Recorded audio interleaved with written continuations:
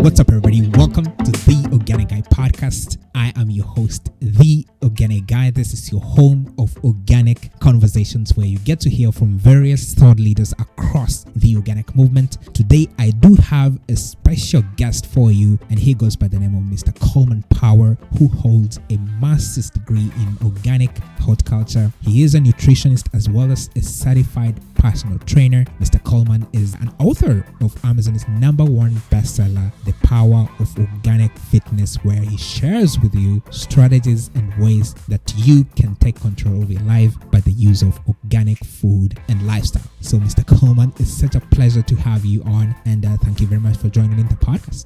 Thanks for having me and giving me that, I suppose, absolutely unbelievable elevator pitch on everything that I currently do. Yeah, fantastic, man. Your work is awesome. I guess before we dive deep into the conversation, you can sort of give the guys a little bit of a background of how you grew up. And I'm interested in your early childhood because I believe that your early childhood sort of shapes who you become. So you can sort of paint a picture for us. How was it growing up as a child in Ireland? I suppose being from the south of Ireland, Waterford is where I was born and raised for the most part with mother and father who were both psychiatric nurses. Tough jobs, working opposite 12-hour shifts, so there was always someone at home looking after us. Our meals were always pretty healthy. It definitely wouldn't have been organic, but maybe when my mother and father were growing up, the word organic actually was the norm, but not for the most part now. They're heavily sprayed, and that's what we can talk about later on. I was, I suppose, down on the lower end of someone who was focused in on health. I would have had poor skills in relation to having a learning difficulty, and that would have put me, I suppose, as an underdog with friends, underdog with that ability to retain information from the way it was passed on to me. And that kind of set me on the path of being the best version of myself really early on. And that's one of the first times actually someone's actually asked me that, starting off early.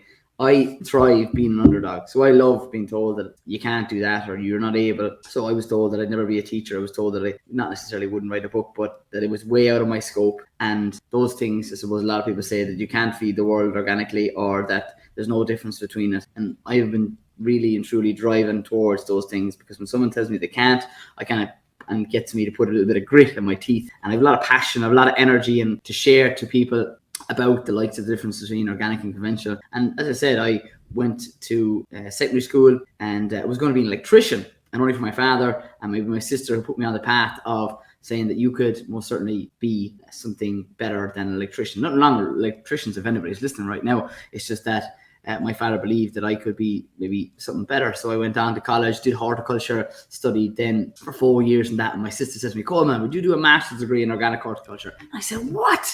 A master's degree? I'm struggling through all these bloody classes and lectures, writing stuff down to get another piece of paper."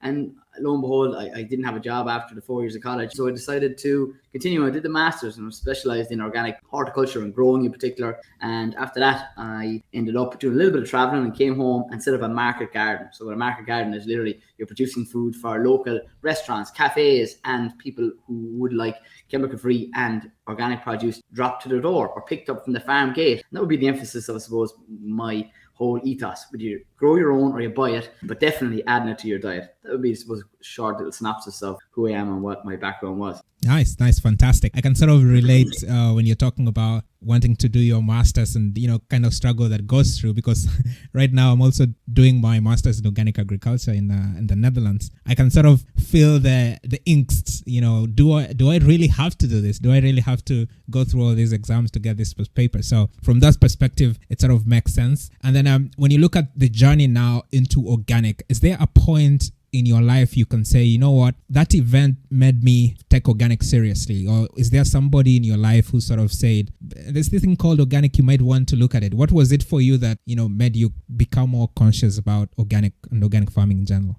I would say the education that I got in being told in college that something such as an apple can be sprayed up to 10 times. And then I kind of like, that's one thing being told it, but actually going out to farms and seeing it is another. So we went out to conventional farms, and I do it when I record podcasts myself. I visit and just have chats with people to see will they switch over from conventional to the likes of organic. And it was something that shocked me to see bottles with X poison written on the side of it and to be put into our knapsack or into a hopper and a tractor, which is then literally driven left and right of fruit trees or crops with their booms spread way out, and this white formed powder that ends up on the periphery edges of the likes of the skin, which of an apple we typically eat, which is why it's really important to improve your food choices towards organic or chemical free. For everyone that has a house or a pot that you can grow an apple tree in, it's an amazing thing. Put an apple tree in, 3 to 4 years, you'll have 100 apples. That's you self-sufficient for the year. Do you know what I mean?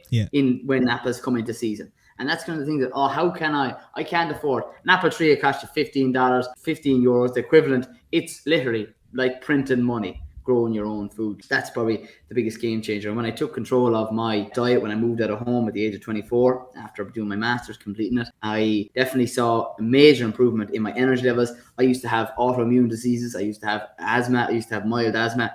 All of those things have been, I suppose, reversed because food is medicine. Yeah, absolutely. And I think it's time we start to add to food is medicine that organic food is medicine, because some food nowadays, there's an argument, a very strong argument that it shouldn't be called food, but it is what it is. This is where we are. I want to ask you this question because it's also a question I get a lot. It's a simple question, but I also try to answer is, depending on who is asking it, on what context is it being asked about. So from your perspective, when someone asks you, why organic? Why do you have an emphasis on organic? How do you answer that question? Foods that you eat have a direct result on the way you look, you feel, and how much energy levels you have. And with organic produce, having higher omega-3, which is anti-inflammatory, reduces inflammation in the body. It's something that isn't sprayed top to toe with harsh chemicals, okay? Whatever about a study that's going to say that it's okay in certain amounts. I know I would rather have less of a certain chemical in my body if I have the opportunity to do so. It's not more expensive. The point of which is it's key for your health. You either pay right now with the foods that you eat every day, or you pay in medication or bills later on down the line. That is one of the main things that I stress to people. And after that, the people say, Colman, I found a study that says this higher omega-3 is not really all it's cracked up to be. And I say, that's absolutely fine. Right now, I'm going to touch on this point. It's not always what's extra in organic food. It's what's not in it. Yeah, I think that's also a good perspective to look at it. I mean, we take for granted on what it is rather than what is not. So I think that will be also a good way to look at it. I touched a little bit earlier about, you are a certified personal trainer, and, one of your major talking points is fitness, right? You even actually wrote a book about, advising people on how they become, healthier themselves. So I want to ask you this, why organic fitness? Because if you go, for example, in any social media app, let's say Instagram, TikTok, you'll find someone talking about fitness, and it's very rare you find someone talking specifically about organic and, what organic can do to your fitness. So what made you point out and, stress on the importance of organic fitness? The whole point is I recommend the best, which is most certainly local, fresh and organic produce. The idea that people can lose weight and eat Mars bars, yes, they can, but that's not healthy. You can lose weight and eat and drink juice diets. You can go to Slimming World and they'll demonize bananas, which is, again, nonsensical.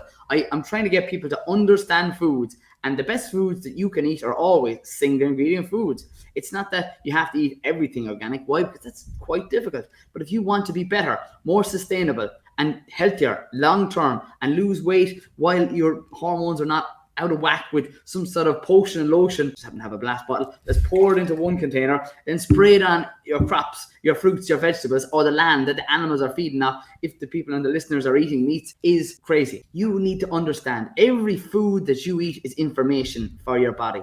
Okay, and it sends signals then to the likes of everything it goes to: the muscles, the heart, the brain, the hair, your ears, the tops of your toes, all the way to the tops of your hair. That is key. Food can literally change your life, and I'm trying to and putting out this message. And the point is that not a lot of people are actually doing it. Why? Because it's supposed not the norm. But just because something isn't the norm doesn't mean, I suppose, it isn't best. I can only stress to you that the people, starting myself as an example, my own physical health would be quite high because of the food choices that I have for breakfast. I'm going to ask people, what are you having for breakfast, lunch and dinner? That's what we focus in on, because the foods that you eat massively have an effect on your gut health. Okay, our gut health is so important because it's linked with being a happier individual. A lot of people ask me, Colman, how much of a certain supplement should I be taking? No, the definition of a supplement is, well, certainly something you cannot get from your diet. But if you're eating whole foods, if you're eating, and complete proteins are the first thing the body runs off, okay? That's chicken, fish, turkey, eggs, tofu, tempeh, hemp seeds. All those things are single ingredients and they're complete protein. Then we go with healthy fat. Those are the likes of your egg yolks. Please don't tell me that they raise your cholesterol. That has totally been disproven. And that's in the book as well. And the point after that will be either extra virgin olive oil, organically and sourced from one main farm, would typically what I recommend because of its high omega-3 content and its ability to reduce insulin resistance. The next thing I would recommend is coconut oil, even butter. The whole thoughts of those things that are beneficial, they're essential for your body. Fats are essential. And nuts and seeds are also important too. Then we have carbohydrates. They are often demonized, but if you're getting it from the right sources, because the likes of donuts, chips, crackers, chocolates, you name it, alcohol, those are 5 processed foods that I don't recommend to people. Some people will certainly have them in their diet, but you want to be having more complex carbohydrates, brown rice, brown pasta, and brown bread. And even better again, sourdough bread would be something I would recommend to people for your beneficial gut bacteria because it's fermented. All these things naturally improve your gut health, which 70% of your immune system is located there. That's something that needs to be majorly stressed at this moment in time because we're coming into winter and we hear things about flus and colds and everything else that's out there right now. But food can most certainly improve your health if you are eating the right types of food, as you touched on. The thing about it is, if food is heavily sprayed, it can cause leaky gut. Why? And what that is it makes your gut permeable, puts holes in it for the most part. And after that, then what ends up happening is food leaks into the bloodstream and causes inflammation. That's what happens and is increasing in the likes of inflammation is the root cause of so many different diseases that I suppose must stress that foods can most certainly put you on the right path of improved health. And with combination of exercise, because you cannot outtrain a bad diet, combine those two together is the Organic Fitness program. Either home workouts with added weights, and in on top of that, it's like so your foods, getting the complex carbohydrates, your healthy fats, and your complete proteins organically and chemical free at all possible. Fantastic.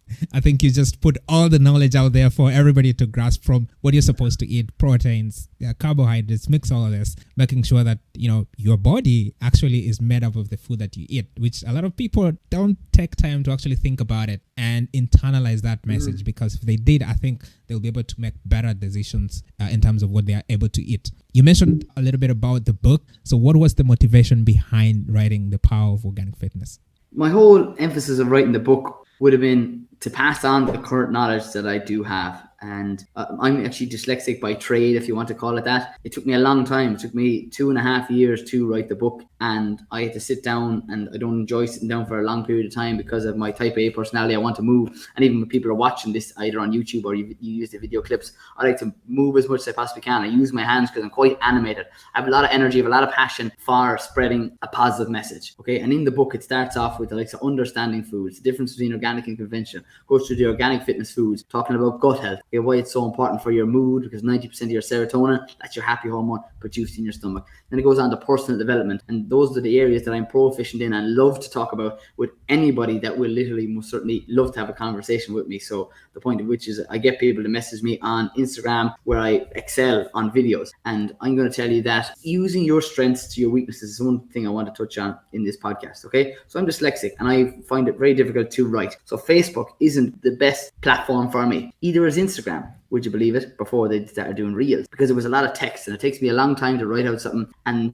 then we go on to my most active platform, it will be TikTok. It's video. I have no problem in conveying a message through speak video form and in a humorous manner. So for those of you that watch TikTok or go over after this, Colman Power Organic Fitness on all those platforms, it's me doing, I suppose, and making videos on the point that exercise is key for health. Sweating out toxins, sunlight, so important. Okay, a lot of people demonize it again. Okay, without sun we would die. The point of which is we need it in certain amounts, and most certainly it's dangers in the dose. That is really important. And back towards why I wrote the book, is because I want people, this is my, I suppose, mantra that I say every single morning. I want people to be happier. I want people to be healthier. I want people to eat local, fresh and organic produce. Why? Because it's the gold standard. It's grown without the likes of harsh chemicals. When people realize that the foods they eat have a massive effect on the way they look, they feel, and how much energy they have, they can be the best versions of themselves. That's something that I say every single morning. Okay. So I have a mission, I have a plan, and I stick to it. Okay. And that helps me on the days where it's cold, where it's wet, where it's windy, where I'm tired, and I don't want to get up. But I'm getting up for not only myself, I'm getting up for other people. So I put out posts. I put out 3 posts on TikTok. I put 3 posts on Facebook.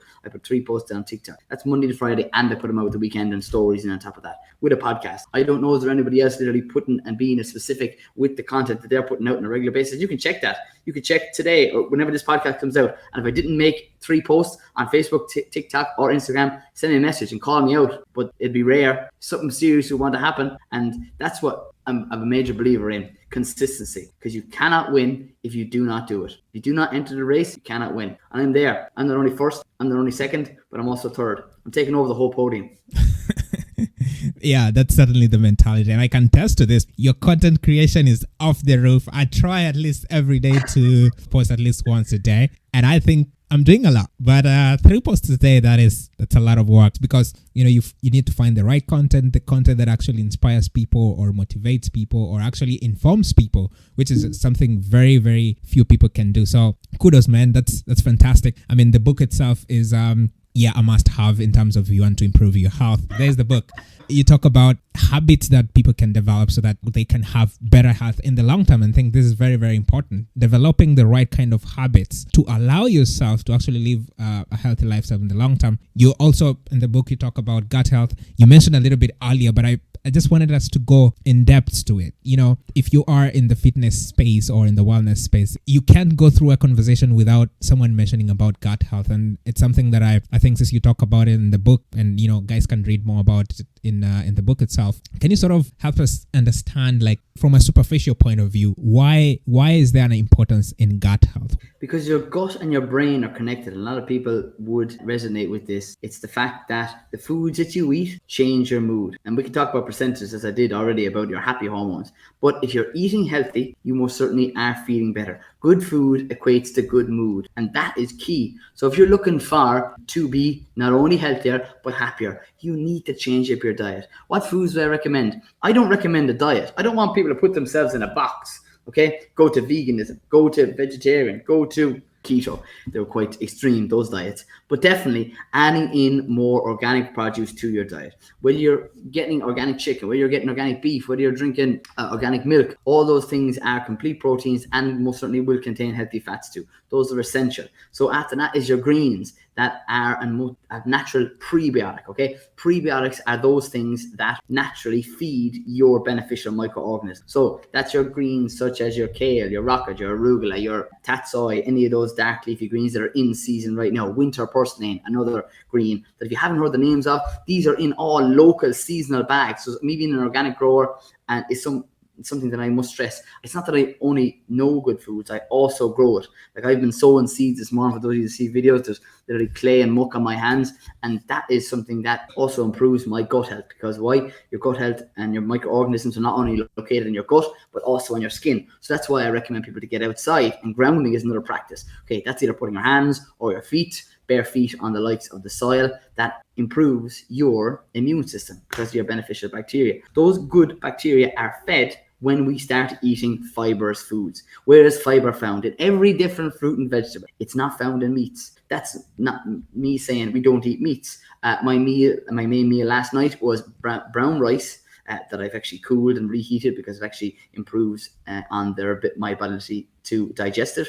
So it reduces bloating, which is one of the signs of poor gut health. Next thing is I had red meat, red organic mince. Then we had tomatoes, red onions, which have higher antioxidants, which again are beneficial towards your gut health. After that, then I was drinking with my meals. I'm either adding sauerkraut, which is a fermented food item, fermented cabbage.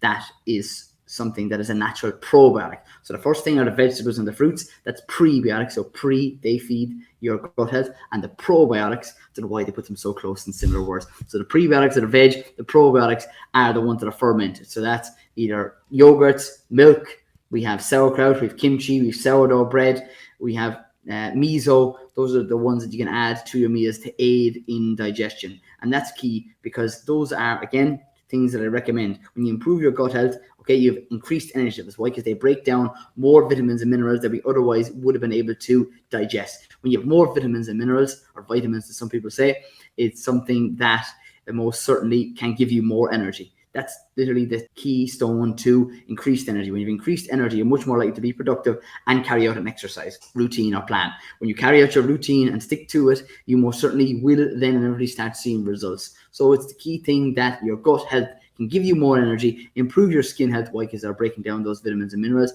and it produces more happy hormones. Key for everybody who's looking for improved health. Fantastic. I mean, that's a lot of information in a very small amount of time. And I would encourage people actually to listen it over and over again. Another point that you like to talk about is people being able to grow their own food. I mean, you already have a master's in organic horticulture, so I guess there's something we also talk about. And, of late, we've seen a lot of fight to farmers, if you may, because in the Netherlands, for example, they want to buy out farmers because, quote unquote, they are polluting the environment. So when you see like those developments, then you can start to see your point. Hey, you maybe need to sort of know how to grow your own food. So from your perspective, why do you think people wanting to grow their own food is actually a good idea?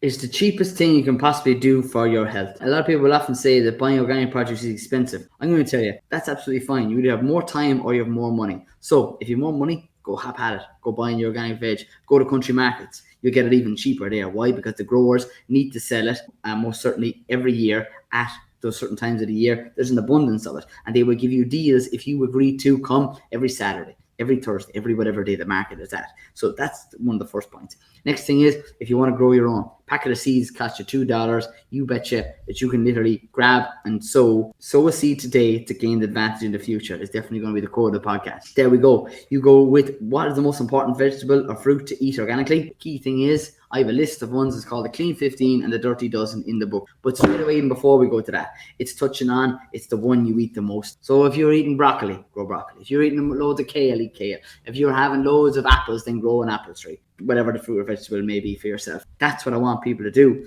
because you taking control of your food choices that you have in your back garden gives you, I suppose, back the power. If farms are being bought up in the country that you're currently listening to this in, I cannot stress it enough how important it is to sow a potato and get 10.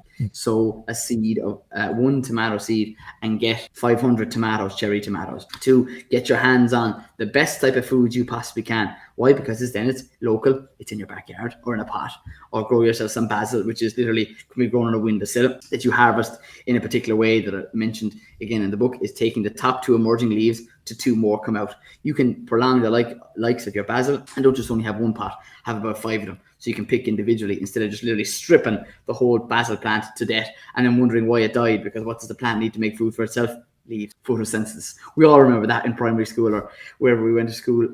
Simply don't be pulling off all the leaves on the hands of the likes of your basil and expecting it to grow. So yeah, if you want to really be more sustainable and take control and take power of your health, start growing your own. Fantastic. And this is actually the right time to ask. I'm sure you get a lot of questions of, can organic actually feed the world? From your perspective, I mean, from your standpoint and being involved with farmers and advising them, can organic actually feed the world? It most certainly can, and sometimes organic gets a bad rap. So the whole thing then is, it doesn't necessarily have to be organic. The word organic is a registered term. So being an organic grower, I'm registered with Organic Trust, which gives me and my products, the greens, the tomatoes, or any of the other fruits that I grow, a symbol. Okay, it's a green leaf dotted with stars in the shape of the symbol of a leaf. That just indicates that there's a governing body which comes out on site to test soil samples and or fruit or veg that I currently grow and take it away for glyphosate testing. That means that we are tested on a regular basis to most certainly have a high standard. With the likes of the conventional growers, they don't have that. They can literally give antibiotics to an animal, and within 2 days that can go into the feedlot and then end up in the food system. That's just not allowed, strictly forbidden. It's unruled in convention. That's not to say that you can get a chemical free that are not registered if you know the farmer. That's what I want people to do. Get back to knowing where your food comes from. It's harder in a bigger city. That's absolutely fine. Then you can lean towards going to a country market or going to the likes of a food shop that has that logo, that you can know it's trusted. And people say, oh, Colman, yeah, I've heard stories about Jack the farmer and he sprays in his land and it's still organic. Well, you're always going to find cowboys in the city. Do you know what I mean? And that's it. You're always going to find a bit of bad if you look for it. Okay, then start growing your own. Those are the things that I recommend to people. And it's definitely something that can feed the world if you're looking to go to country markets and get chemical-free or organic stuff, because this, I suppose, is propaganda. Saying that you can't feed the world with the best food you possibly can is madness, because people don't make money off healthy people, and that's definitely worth mentioning on this podcast. I think that says it all. And it's one of those things, excuses, as you may. People say, not all farmers who say are organic are actually organic. But if you ask them, what percentage of organic farmers do you think are not adhering to those principles? 50%, 60%? What percentage is it? It's a very, very minute percentage of farmers who actually don't put in the work. It's less than 1%. But the problem with this is that people are headline angry. They want something that people can click on and try to find more information about it. So they are always going to take the 1% of farmers who don't actually do what organic says, and they're going to put it in the magazine and sort of cause some confusion in the consumer so that they cannot have the trust of what organic represents. So that is some shady stuff that I see from the propaganda machine, which unfortunately till now seems to be working. I guess, I'm also in this organic space. I sometimes, when you post something, you go in the comments and you see a little bit of criticism of, some guys have about, some of the work that I do. So I'm wondering from your end, do you also get some criticism from your work? Let's say advocating for organic food, right? Advocating for people growing their own food, advocating for fitness. Do you get any criticism when you share this kind of information? And if you do, what are some of the criticism you get? I don't get too much hate for getting people to eat healthy and buy organic foods. It's more so people saying that they don't believe in it. And I was like, that's absolutely fine. The whole idea of it is whatever you think is what you believe in, and it's confirmation bias. As I said, you'll find a study to say that there is a difference between organic and conventional, while also you'll find in the same peer-reviewed documents that are online to say that there is or there isn't. But you'll always find a study to back up whatever you want. And what I want people to do is taste it, see it, grow it, and gain the advantage of it. Those are, I suppose, the principles of what I put out on a daily basis. And there are people that are always going to put hate on haters. What you need to do is go towards what you know and feel is right. Foods that you get chemical-free and organic, and most certainly going to improve your health. Yeah, that's very much true. And I actually always say, people ask this kind of question, they know what the right answer is, okay? If someone asks, is organic really nutritious? I know they know that organic is nutritious, okay? If they ask that, can organic really feed the world? I know they know that organic can feed the world, but the propaganda machine sort of puts this contradictory information in there so that this kind of guys can have doubt, right? They can have doubt if this can actually happen, if this can't happen. So in the process, they get clouded in this kind of information and they don't make a decision. So they get stuck on what is more convenient and they don't make the changes they actually need to improve their health. So that for me is actually what I feel sorry for, this kind of guys who don't do what they know is the right thing to do. As we finish off, what is the one thing that for someone who is listening to this podcast, they can do to improve their health? So maybe it can be an exercise. What kind of exercise can they incorporate in their, routine to have a better health? It can be food, like what kind of food they can incorporate in their health to have better health. So can you sort of share what is the one thing that if someone just really, really needs to improve their health, they can do to do that? I'm so delighted you actually asked this question to finish up on. And it's that main thing that I recommend to people. Sunlight is key. And remember, the food is stored sunlight. So getting foods that are grown in light. And I recommend people, this batches up for a double, but my food, but exercise. Get outside. See the sun rise, because that's when I get people to attack the day. You improve on your health when you get up, get outside, get sunlight in and on to your skin, to your face and your eyes. It naturally wakes up the body. I don't drink coffee. I think I've drinking about 4 and 5 total my whole life. I'm the age of 32, heading for 33 as of now. And those are things that are natural, are organic. 10,000 steps is a recommendation, not just for fun. It's because it helps people to maintain and lose weight in a healthy way. Okay, you can be recommended shakes, you can be recommended diets, you can be put on a plan. But what works long term is something that's organic. Steps in sunlight, food grown in sunlight, which organic and chemical free foods are. Fantastic. I think that is this is the perfect time for us to digress to one of my favorite segments in the podcast. So this is what I call the rapid fire question, and I have prepared like 10 questions for you. So what I'm gonna do is I'm gonna throw those questions to you, and by the end of it, people will get to know a little bit more about you if that didn't come across the conversation. So are you ready for this?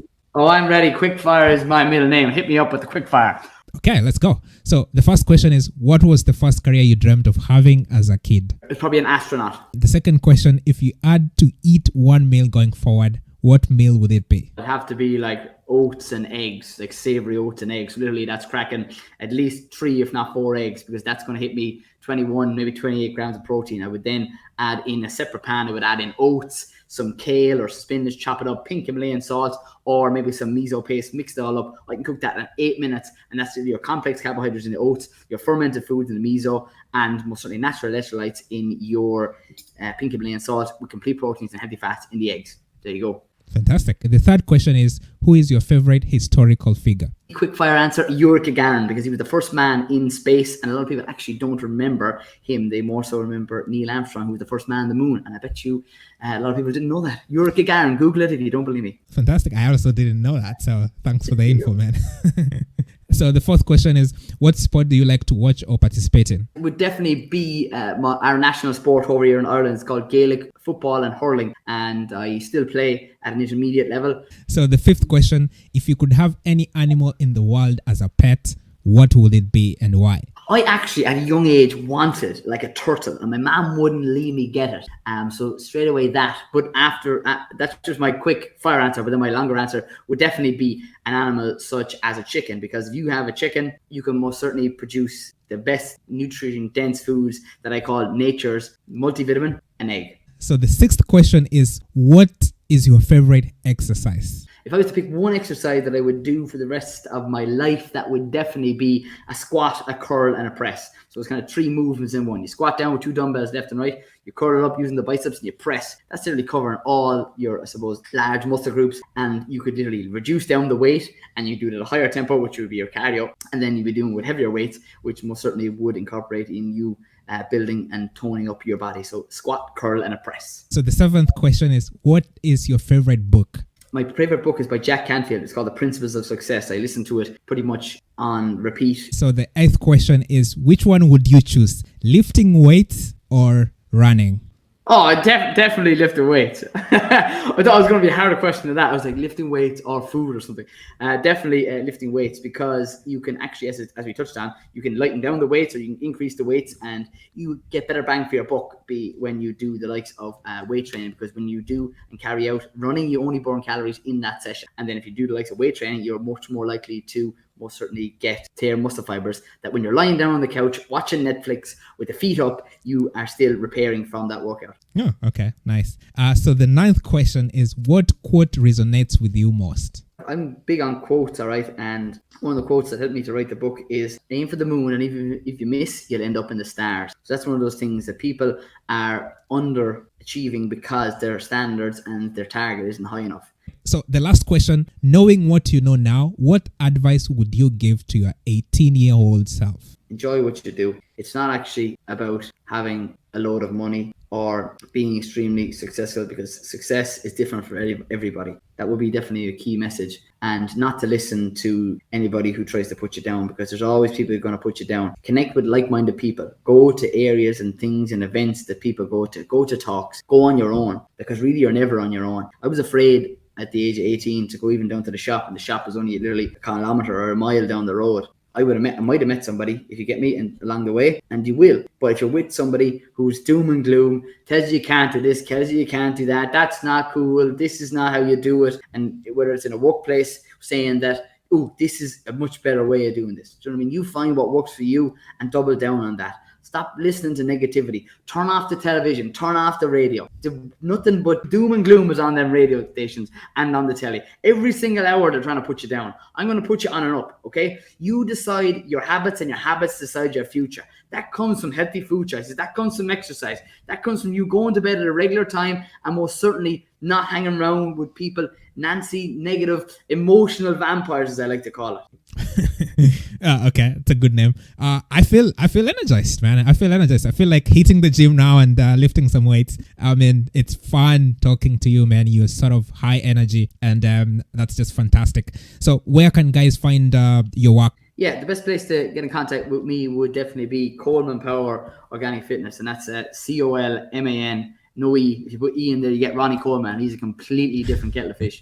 So yeah, at Colman Power on TikTok, on Instagram, on Facebook, and my website is the same, Colman Power Organic Fitness. And if anybody's looking to either train or work with me, I recommend checking out the book or my podcast. It's on Spotify, it's on YouTube, and all those things. The name of the book is Colman Power Organic Fitness. The name of the book is The Power of Organic Fitness, and it's written by, Colman Power Organic Fitness. All right, fantastic, man. I mean, I highly recommend guys to follow your work, especially on social media. I mean, there's a lot of content for guys to go through. So thank you very much, man, for agreeing to be part of this podcast. Hugely enjoyed it. I'm sure a lot of guys will find a ton of information from this podcast. Till next time, ladies and gentlemen, remember to be organic. Cheers.